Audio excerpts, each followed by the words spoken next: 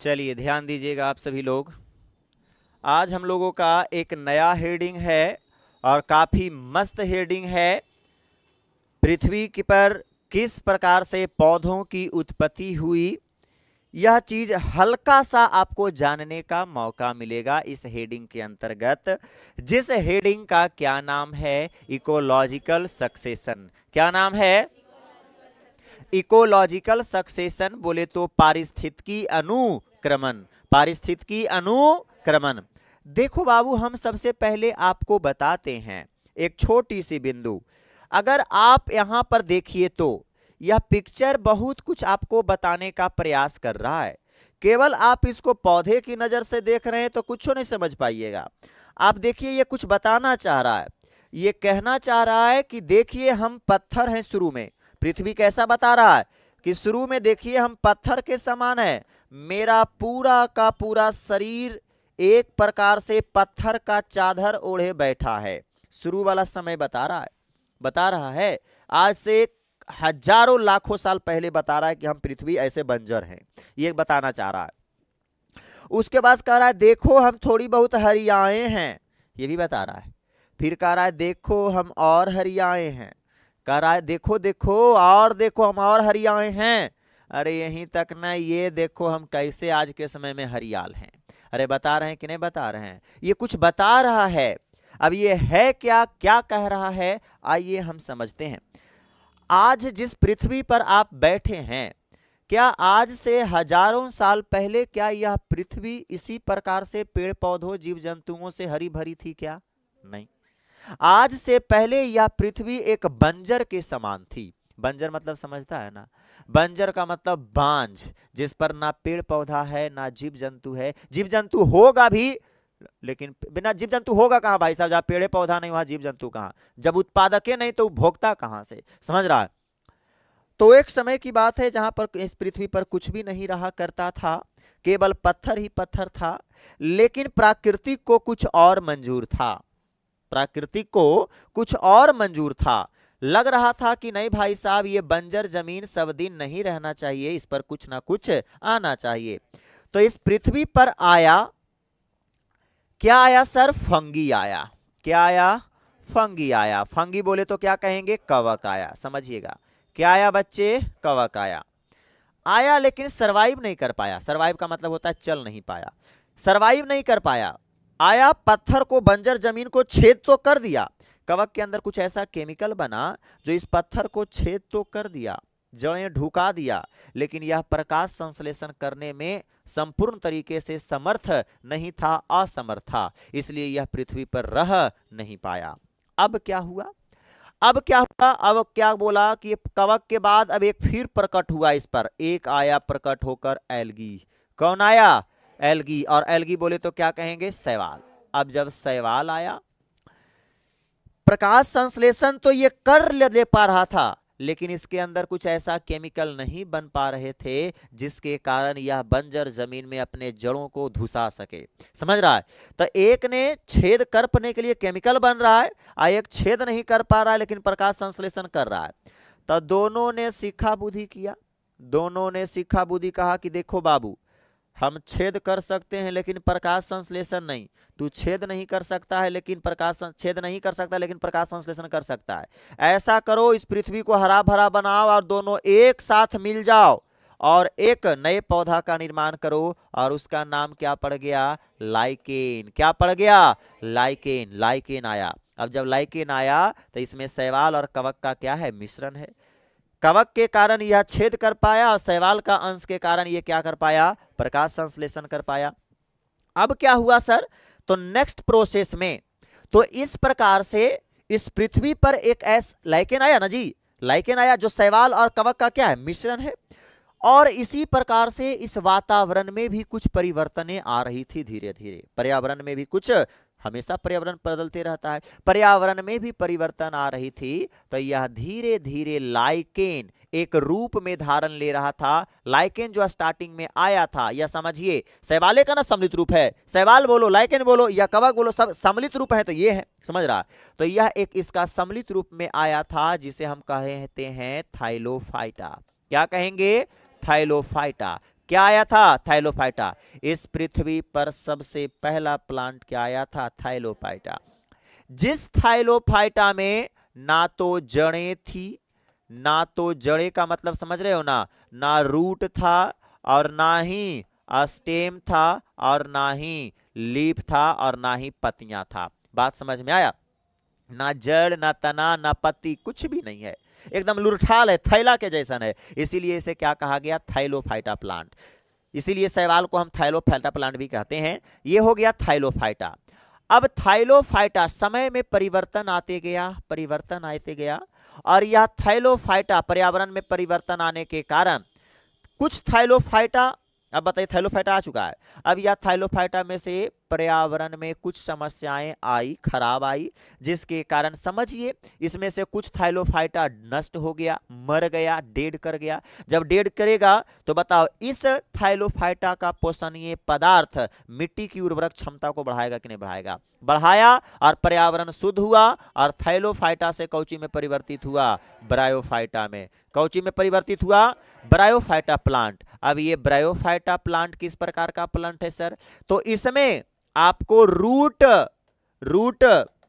ध्यान रखना, रूट और आपके लीफ था नहीं, जड़ और पत्ती था नहीं, लेकिन जड़ और पत्ती के समान संरचना था।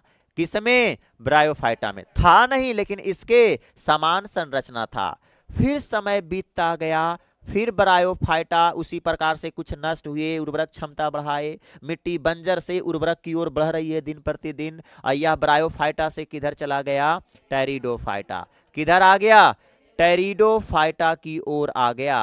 अब यह टेरिडोफाइटा इस पृथ्वी पर का पहला ऐसा प्लांट आ गया जो प्लांट में रूट भी दिखा, उसके बाद रूट भी दिखा, स्टेम भी दिखा और क्या दिखा? लीफ, जड़, तना, पत्ती सब जो दिखे और सब के सब समान नहीं, रियल दिखा, वास्तविक दिखा। बात समझ में आया? उसके बाद फिर कौन प्लांट आया सर? तो फिर प्लांट आया जिम्नोस्पर्म। कौन प्लांट आया? जिम्नोस्पर्म प्लांट आया। जिम्नोस्पर्म प्लांट हिंदी में कहते हैं अनावृत बीजी पौधा। जिम्नोस्पर्म को क्या कहते हैं? अनावृत बीजी पादप। क्या कहेंगे? अनावृत बीजी पादप आया।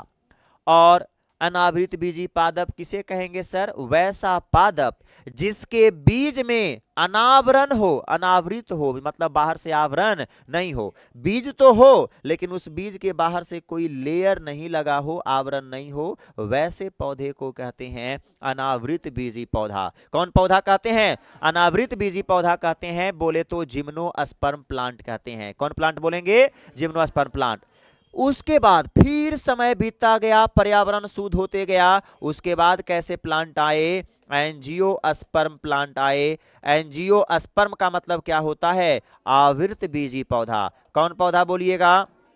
आवृत बीजी पौधा मतलब वैसा पौधा जिसमें आवृत है, जिसका बीज आवृत है मतलब आवरण लगा हुआ है बीज में बाहर से। जैसे ये बीज है और इस बीज के बाहर से आवरण लगा है, तो वैसे पौधे को क्या कहेंगे? आवृत बीजी पौधा।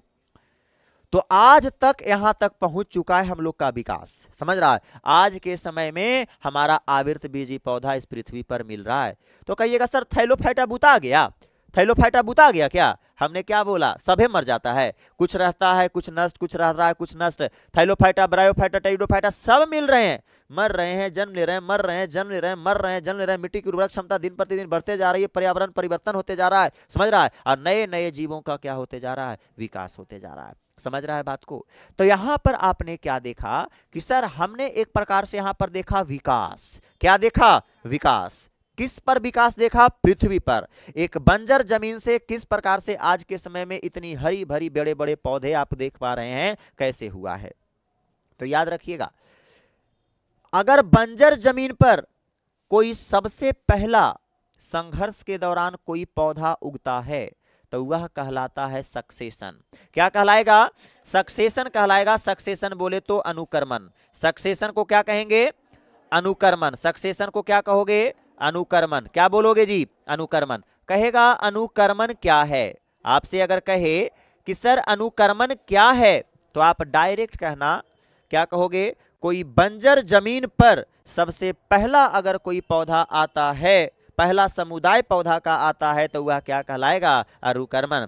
अब कोई आ गया है, तब वो समुदाय के आने के बाद पहला समुदाय जैसे आया, जैसे थैलोफाइटा समुदाय आया, अब ये नष्ट हुआ, फिर ब्रायोफाइटा आया, फिर ब्रायोफाइटा नष्ट हुआ, फिर टेरिडोफाइटा आया, तो नष्ट होकर एक समुदाय खत्म हुआ, दूसरा समुदाय आया, दूसरा खत्म हुआ, तीसरा खत्म आया, चौथा खत्म हुआ, पांचवा आया।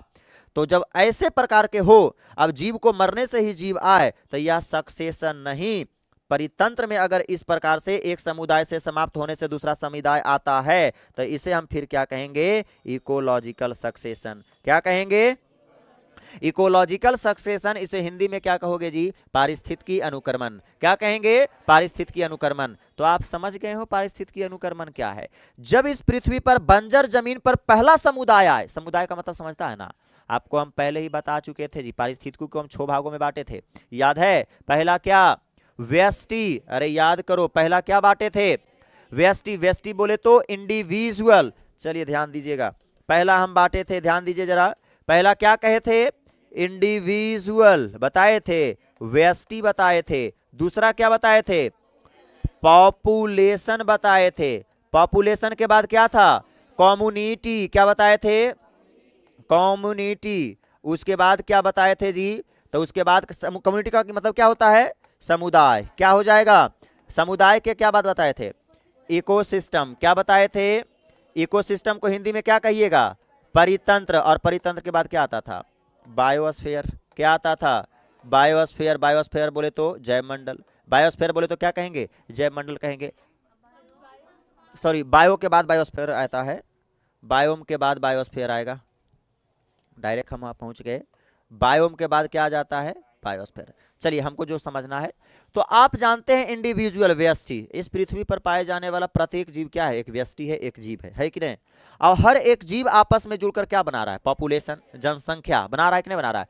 जीव, कुत्ता का अगर ढेर सारा जीव मिल गया, समान व्यष्टि मिलेगा तभी जनसंख्या होगा। हम पहले ही बता चुके थे, अगर कुत्ता बहुत सारा एक जगह मिल रहा है तो कुत्तों की जनसंख्या होगी, मानव एक जगह तो मानव की जनसंख्या होगा, भेड़ एक जगह तो भेड़ की जनसंख्या। और मतलब मेरी जनसंख्या, कुत्तों की जनसंख्या, भेड़ों की जनसंख्या, ये सारी जनसंख्या अगर एक जगह मिल गया तो ये क्या कहलाया? कम्युनिटी बना दिया। कम्युनिटी बोले तो समुदाय। कम्युनिटी बोले तो क्या कहेंगे? समुदाय। और यह समुदाय, समुदाय जहां रह रहे हैं, जहां सजीव पार्ट भी है वहां निर्जीव भी है, तो उसे हम क्या कहते हैं? इकोसिस्टम। और इकोसिस्टम जब बड़ा स्तर पर हो तो क्या कहलाता है? बायोम। अब बायोम किसके अंतर्गत मिलेंगे?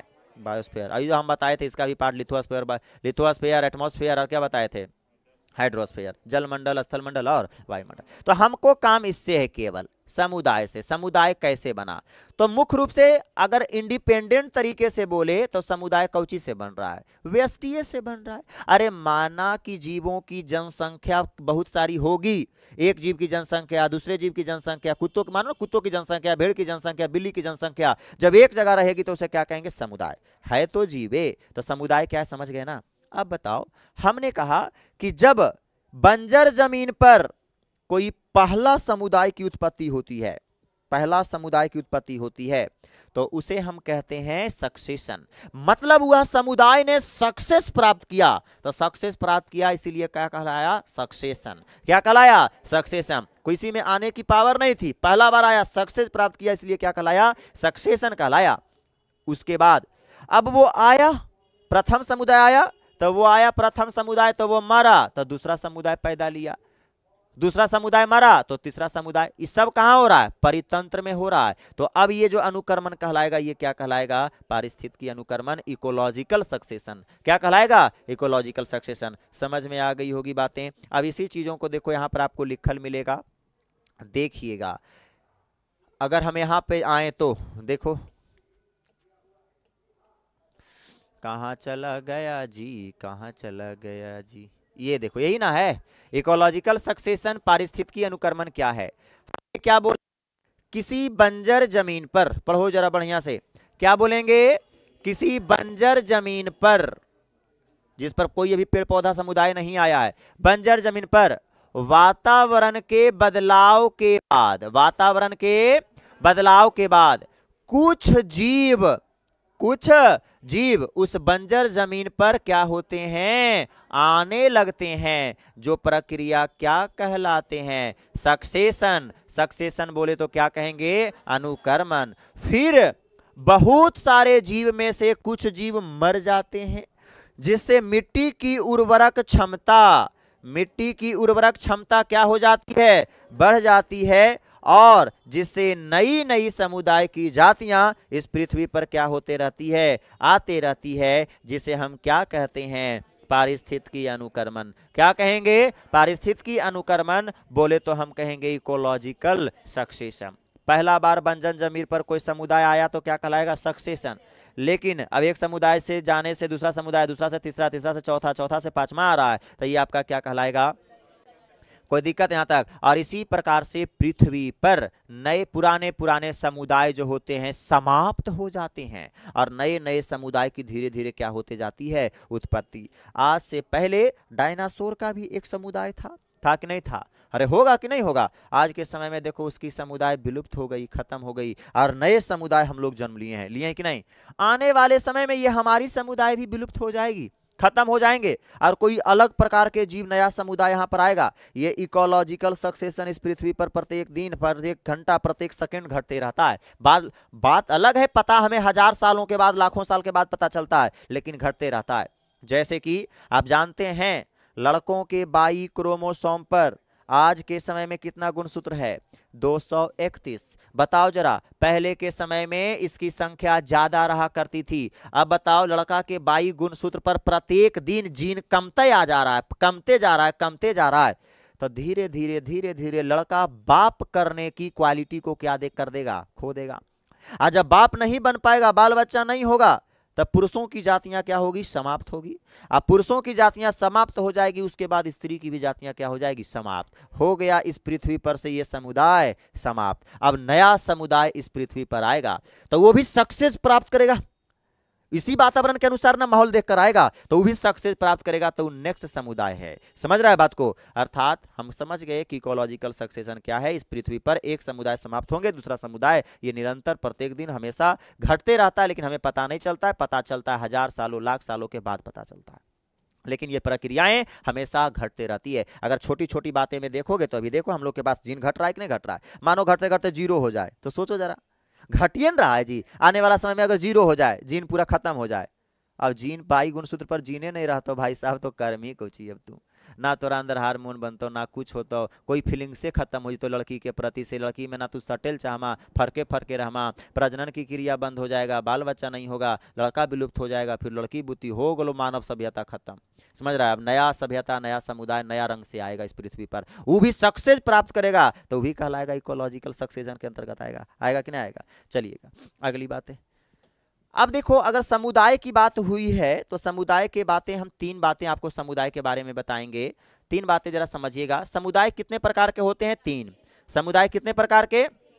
एक को कहते हैं पायोनियर, पायोनियर कम्युनिकेशन, क्या कहेंगे, pioneer communication, pioneer communication, Hindi में क्या कहेंगे, अन्वेषक समुदाय। एक होता है सीरल, क्या कहेंगे, सीरल कॉम्बिनेशन या फिर कम्युनिटी कहिए, हिंदी में क्या कहेंगे, क्रमिक समुदाय, क्या कहेंगे, क्रमिक समुदाय। और एक होता है फेज कम्युनिटी, और फेज कम्युनिटी का मतलब क्या होता है, चरल समुदाय। क्या होता है, चरल समुदाय। तो आप बताइए इस पृथ्वी पर जो समुदाय हैं, अगर हम बात करें समुदाय कितने प्रकार के होते हैं, कई प्रकार के, 3। कितने प्रकार के बोलोगे, पहला कौन, अन्वेषक समुदाय, पहला कौन, दूसरा कौन, क्रमिक, अगला कौन, चरण समुदाय, फेज कम्युनिटी। कोई दिक्कत यहां तक। पहला बोलो कौन समुदाय, पहला कौन, इंग्लिश में बोलोगे पायोनियर, क्या बोलिएगा, पायोनियर कम्युनिटी। दूसरा क्या, दूसरा क्या, सीरल कम्युनिटी, क्या बोलेंगे, हिंदी में क्या, क्रमिक समुदाय। और तीसरा क्या कहेंगे, चरण समुदाय, क्या कहेंगे। अब हमें बताना जरा, एक छोटी सी बताना एक बातें। अन्वेषक समुदाय की अगर हम आपके सामने बात करें तो अन्वेषक समुदाय क्या है, वह समुदाय जो इस पृथ्वी जिस समय बंजर था और पहली बार आया था, उस समुदाय को हम क्या कहेंगे, अन्वेषक समुदाय। क्या कहेंगे, अन्वेषक समुदाय। इस पृथ्वी पर सर्वप्रथम आने वाला जो कम्युनिटी है, उस समुदाय को हम क्या कहते हैं, अन्वेषक समुदाय। और आज के समय में जो समुदाय चल रहा है, आज के समय में पृथ्वी पर जो समुदाय अवेलेबल हैं, इस समुदाय को हम क्या कहेंगे? चरण समुदाय। क्या कहेंगे? चरण समुदाय। बोले तो फेज कम्युनिटी। क्या कहेंगे? फेजेस कम्युनिटी कहेंगे। उसके बाद शुरू में जो आया था और आज के समय में जो है, तो इसके बीच में और भी तो बहुत सारे समुदाय आए होंगे, क्रमिक तरीके से धीरे धीरे आए होंगे। तो यह दोनों के बीच के जो समुदाय आए हैं वो समुदाय क्या कहलाएंगे? क्रमिक समुदाय। क्या कहलाएंगे? याद रहेंगे ये बातें? तो आप बताइए, कम्युनिटी अर्थात समुदाय कितने प्रकार के? नहीं देखेगा इधर, ऐसी बोलेगा। पहला क्या? अन्वेषक। क्या बोलोगे? अन्वेषक। दूसरा क्या? दूसरा क्या? क्या बोलोगे? क्रमिक। तीसरा क्या कहोगे? अन्वेषक को आप इंग्लिश में क्या कहेंगे? पायोनियर। क्या कहिएगा? पायोनियर कम्युनिटी कहिएगा। और दूसरा क्या है जी? Serial community. क्या कहेंगे? सीरियल कम्युनिटी को हिंदी में क्रमिक विकास, क्रमिक समुदाय। और अगला क्या हो जाएगा? Phases community. हिंदी में क्या बोलोगे? चरण समुदाय। बताओ जरा पायोनियर कम्युनिटी क्या होता है? तो आप डायरेक्ट कहेंगे वैसी कम्युनिटी जो सबसे पहले इस पृथ्वी पर बंजर जमीन था उस समय आया, वो क्या कहलाएगा? पहला कम्युनिटी पायोनियर कम्युनिटी कहलाएगा। और आज के समय में जो वर्तमान समय में जो समुदाय दिख रही है पृथ्वी पर, दिख रहा है कि नहीं वर्तमान समय में? कुत्ता का समुदाय दिख रहा है कि नहीं दिख रहा है? मानव का समुदाय दिख रहा है कि नहीं? भेड़ का समुदाय दिख रहा है कि नहीं? तो वर्तमान समय में जो समुदाय आपको दिख रहा है यह किसके अंतर्गत आएगा? चरण समुदाय। और बीच में जितना भी समुदाय विलुप्त हो गया, खत्म हो गया क्रमिक रूप से, तो उस समुदाय को क्या कहेंगे? अब वही चीज को यहाँ पर आपको लिखल मिलेगा खाली। पृथ्वी पर पहला समुदाय जो आते हैं उसे क्या कहा जाता है? अन्वेषक, मूल अन्वेषक समुदाय कहा जाता है। क्रमिक समुदाय किसे कहेंगे? तो ये काट देना, ये गलती लिखल है, ठीक है? ये नहीं है, ये वाला सही उत्तर है इसका। पृथ्वी पर जो वर्तमान समय चल रहा है और पहले जो समय चल रहा था, इस दोनों के बीच में जो भी समुदाय आए हैं वो कैसा समुदाय कहलाता है? क्रमिक। उसके बाद चरण समुदाय किसे कहेंगे? तो आप कहिएगा चरण समुदाय को क्या कहेंगे जी? पृथ्वी पर जो वर्तमान समय चल रहा है वो कौन समुदाय के अंतर्गत आएगा? चरण समुदाय के अंतर्गत आएगा। कौन समुदाय? चरण समुदाय के अंतर्गत आएगा। कोई दिक्कत? अब लेकिन ये इंपॉर्टेंट है, अगर तीनों समुदाय को जोड़ दिया जाए, प्रारंभ में जो समुदाय आया था, आज जो चल रहा है और बीच में जो आया था, अगर सारे समुदाय को जोड़ दिया जाए तो इस समुदाय को हम क्या कहेंगे? कंबाइंड रूप क्या कहलाता है? सीरी कहलाता है। सीरी बोले तो क्या कहेंगे? क्रमक समुदाय। क्रमक समुदाय कहेंगे। सीरी समुदाय बोले तो क्या कहेंगे? क्रमक समुदाय। याद रहेंगे ये बातें? अगर तीनों समुदाय को जोड़ दिया जाए, एक साथ बोला जाए, मिलाकर हम क्या कहेंगे? क्रमिक समुदाय। अरे क्रमिक नहीं हो गया तीनों, तो क्रमिक समुदाय बोले तो सीरी कहेंगे। कोई दिक्कत यहां तक? अब आइए अगली बातें हम आपको बताते हैं। नेक्स्ट बिंदु समझिएगा। ये वाला तो आप देखिए लिए, लिखल देखिए लिए, पढ़ लीजिए एक बार। किसी बंजर जमीन पर वातावरण बदलाव के बाद कुछ जीव, तो बोलिए दिए जी ना, चलिए तो बोलिए दिए। नोट वाला देख लीजिए, वही जो बोले हैं जो लिखल है। पहले समुदाय के लिए अच्छा, कोई पहला समुदाय अगर विलुप्त हो रहा है तो वो विलुप्त कब होगा? जब इस वातावरण में, पर्यावरण में प्रतिकूल परिस्थिति होगा कि अनुकूल परिस्थिति होगा? उस जीव के लिए प्रतिकूल होगा तभी ना नष्ट हो रहा है। जैसे कि हमरा चाहिए एकदम पूरा, मेरे शरीर के अंदर 37 डिग्री तापमान चाहिए, सारा पाचन ताचन के लिए, ब्लड सर्कुलेशन के लिए 37 डिग्री से ज्यादा नहीं और 37 डिग्री से कम नहीं। अब ज्यादा शरीर को मिलने लगे वातावरण के द्वारा, तो अब बताइएगा ऐसी परिस्थिति में हमारी मानव सभ्यता क्या हो जाएगी? मानव की समुदाय क्या हो जाएगा? समाप्त होगा। होगा कि नहीं होगा?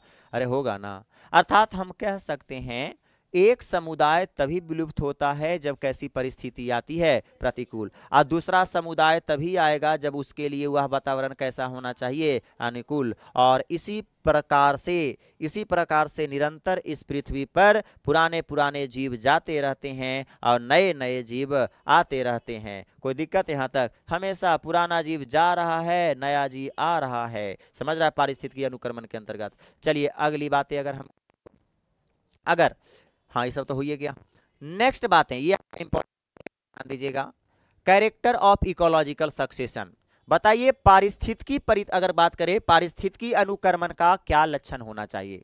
पारिस्थितिकी अनुक्रमण का क्या लक्षण होता है? तो सबसे पहला लक्षण पारिस्थितिकी अनुक्रमण का, जब भी पारिस्थितिकी अनुक्रमण होता है तो इसका पहला लक्षण है ना बाबू, कि पारिस्थितिकी परिक्रमण में एक समुदाय से दूसरा समुदाय जब भी आएगा ना, तो इसमें जो आयु देखा जाएगा तो पहला समुदाय में किसी की आयु अगर 10 वर्ष था तो दूसरा समुदाय जो आएगा उसकी आयु कितना होगा? 20 वर्ष। कितना वर्ष होगा? 20 वर्ष। अरे 11 वर्ष होगा, लेकिन आयु में आपको क्या दिखेगी? आयु काल में आपको क्या दिखती है जी? तो वृद्धि दिखती है, उत्पत्ति दिखती है। दिखती है कि नहीं दिखती है? तो छोटे आयु काल से लंबे आयु काल वाले समुदाय की क्या होती है? उत्पत्ति होती है। बात समझ में आया? अगली बातें, स्थिरता भी स्थिरता की ओर अग्रसर रहेगा। बी नंबर में, दूसरा नंबर में, दूसरा क्या है जी? दूसरा लक्षण क्या इसका है? कैरेक्टर स्थिरता की ओर क्या रहेगा? अग्रसर रहेगा। अब आप सोचिए, एक जगह एक समुदाय मिल रहा है, एक जगह 1000 समुदाय मिल रहा है, स्टेबिलिटी किस में रहेगा?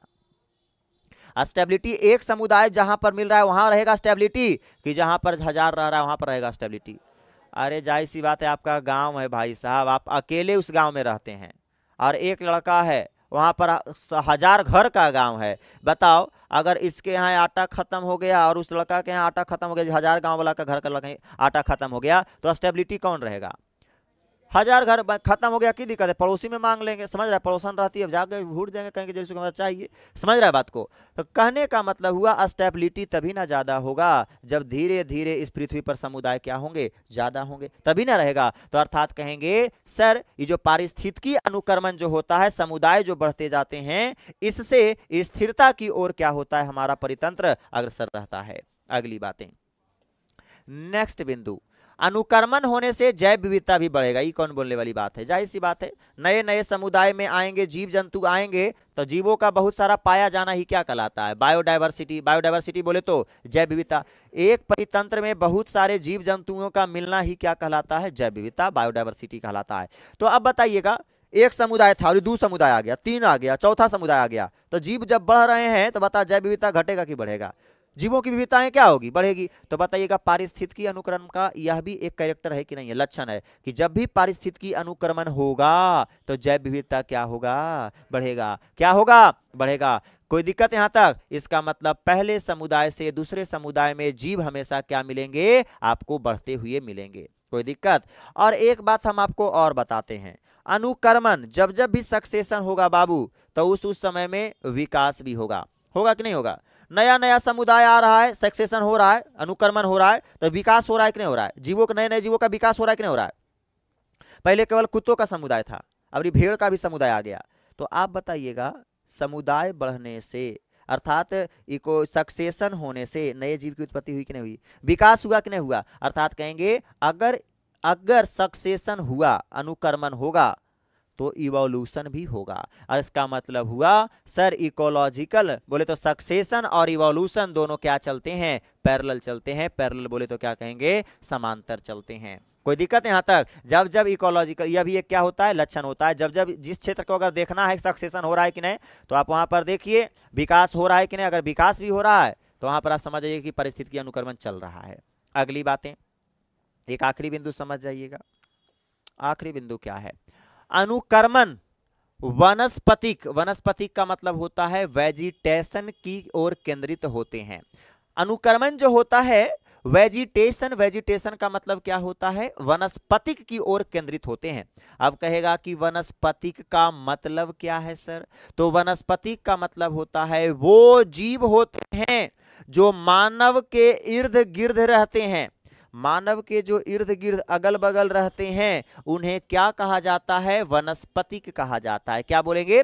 जैसे मेरे बगल में कुत्ते भेड़ बकरियों का समुदाय रह रहा है कि नहीं रह रहा है, तो उस सभी को हम क्या कहेंगे? वनस्पतिक कहेंगे। क्या कहेंगे? वनस्पतिक कहेंगे। तो वही लिखा है, अनुक्रमक जो होता है वनस्पतिक की ओर होता है, अर्थात मानवों को इर्द गिर्द ही मिलता है। मिलता है कि नहीं मिलता है? कतनों कुछ हो, मानव के इर्द गिर्द मिलेगा। तो ये हो गई बातें, कंप्लीट कहानियां। अगली बातें एक छोटा नोट में जान लेना। वनस्पतिक, वनस्पति का मतलब क्या समझ रहे हो? मानव के अगल बगल इर्द गिर्द जो जीव मिल रहे हैं। वनस्पतिक अगर परिवर्तन को हम यह भी कह सकते हैं, जैसे जैसे समुदाय बदलेंगे वैसे वैसे नए जीव आएंगे। जाहिर सी बात है, जैसे जैसे समुदाय बदलेगा बढ़ेगा वैसे वैसे नए जीव का क्या होगा? विकास होगा। बात समझ में आया? अब आइए अनुक्रमण के प्रकार लिख देखते हैं। तो बताइए दिए आपको, टाइप्स ऑफ इकोलॉजिकल सक्सेशन। पर अनुक्रमण के प्रकार क्या होता है? तो ये 2 प्रकार के होते हैं। एक होते हैं प्राइमरी सक्सेशन और दूसरा क्या होते हैं? प्राथमिक अनुक्रिया, दूसरा क्या हो जाते हैं द्वितीयक अनुक्रिया अनुक्रमण। पहला कहेंगे प्राथमिक अनुक्रमण, दूसरा क्या कहेंगे द्वितीयक अनुक्रमण। प्राथमिक अनुक्रमण क्या है सर? जब देखो वैसा पारिस्थितिकी अनुक्रमण जो आज से 1000 वर्षों में होता हो, जिसे होने में लगभग कितना वर्ष लग जाता हो 1000 वर्ष लग जाता हो, वह क्या कहलाएगा प्राइमरी सक्सेशन। क्या कहलाएगा प्राइमरी सक्सेशन। मान लिए इस पृथ्वी पर बंजर एकदम था, पत्थर उथर था, पूरा बंजर था। अरे खामनियों के खेतों तो बंजर होता है, कोई जी झाड़ फूस जो उग जाता है, होता है कि नहीं होता है। जरा पर कुछ नहीं उगे, जरा पर खेलता है क्रिकेट वन, उस सब एक प्रकार का बंजरे हो गया, हुआ कि नहीं हुआ। तो उस पर जब पौधे उधे उगेंगे तो उसमें समय लगेगा, अरे लगेगा कि नहीं लगेगा। अब जाके उसमें बीज बोना कितना समय लग जाता है, लगेगा कि नहीं लगेगा। अर्थात कह सकते हैं बंजर जमीन पर जो पहला समुदाय आता है तो वह जो कहलाता है वो क्या कहलाता है प्राथमिक अनुक्रिया। और यह प्रक्रिया धीमा होगा कि तेज होगा, आप खुद बताइए। बहुत धीमा ही नहीं, बहुत धीमा होगा, होगा कि नहीं होगा। अर्थात कह सकते हैं वैसा अनुक्रमण जो लगभग 1000 वर्षों में होता हो उसे क्या कहेंगे प्राइमरी सक्सेशन। अब आइए इस सेकेंडरी सक्सेशन क्या है। अब तो नया जीव आ गया, अब ये मरा नीचे गिरा, उर्वरक क्षमता बढ़ा, नया जीव आया, मरा बढ़ा, मरा बढ़ा, मरा बढ़ा, तो ये क्या कहलाएगा, ये कहलाएगा सेकेंडरी सक्सेशन। क्या कहलाएगा।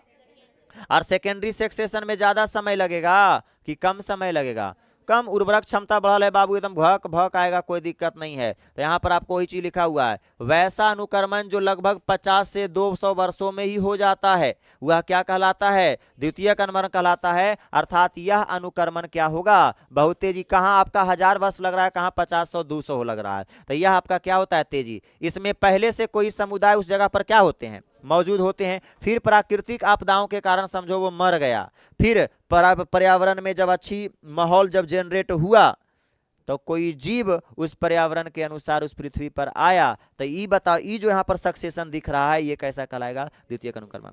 द्वितीयक अनुक्रमण किसे कहेंगे, तो जब जहां पहले से कोई समुदाय मौजूद हो और उस समुदाय के विलुप्त होने से नए समुदाय आते हों तो उसे हम क्या कहते हैं सेकेंडरी सक्सेशन। प्राइमरी सक्सेशन किसे कहेंगे। प्राइमरी सक्सेशन एकदम बंजर जमीन पर पहली बार कोई समुदाय आता है तो क्या कहलाता है प्राइमरी सक्सेशन कहलाता है। प्राइमरी सक्सेशन कितने वर्षों में देखा जाता है, लगभग 1000 वर्षों में, ज्यादा भी हो सकता है। और यह प्रोसेस एकदम क्या होता है धीमा। जबकि अगर सेकेंडरी सक्सेशन को देखा जाए तो यह 50 से 250 में हो जाएगा, 50 से हाँ। और ये हमारा तेज होगा कि स्लो होगा कि फास्ट होगा, तेज होगा। समझ रहा है बात को। कंप्लीट कहानियां तो ये बातें आप समझ गए। अब हम कुछ एग्जाम्पल अनुक्रमण के बताएंगे और यह एग्जाम्पल बताएंगे कल की क्लास में। कोई दिक्कत, यहाँ तक रहने देते हैं, ज्यादा नहीं खींचेंगे। आप 2 लाइफ साइकिल पढ़ाएंगे आपको, 2 चक्र, और हमें 90% से एवं हम कह सकते हैं कि ये 2 चक्र में से इस बार 1 चक्र आपको दिख सकता है। कौन चक्र सर, तो एक पढ़ाएंगे हम न्यूट्रिएंट साइकिल पोषण चक्र, और एक पढ़ाएंगे फास्फोरस चक्र। ये दोनों चक्र काफी आसान तरीके से हम पढ़ाएंगे और 2 में से एक आपको देखने को मिल सकते हैं, एक नाइट्रोजन साइकिल न्यूट्रिएंट साइकिल और एक फास्फोरस साइकिल। तो इसे कल की क्लास में हो सकता है खत्म करें, कल परसों 2 दिन में इसको खत्म करेंगे चैप्टर। चलिए फिर रहने देते हैं।